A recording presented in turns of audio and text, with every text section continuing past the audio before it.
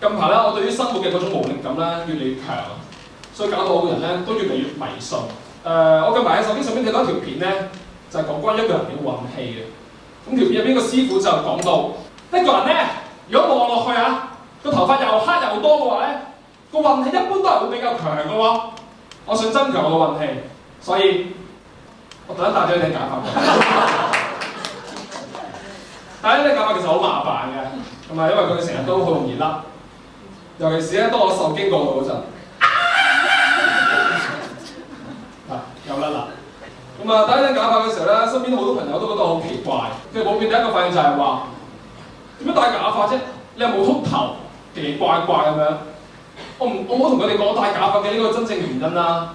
所以為咗令到佢哋望落去我冇咁奇怪啦，咁啊，我決定戴呢個假髮之前，戴個禿頭嘅假髮。咁望落去咧，我個人會自然啲。有冇自然啲啊？咁啊，希望戴咗呢個假髮之後啦，成年啦做咩都順順利利，可以做到我想做嘅一切。我想今晚我獲得全場嘅掌聲。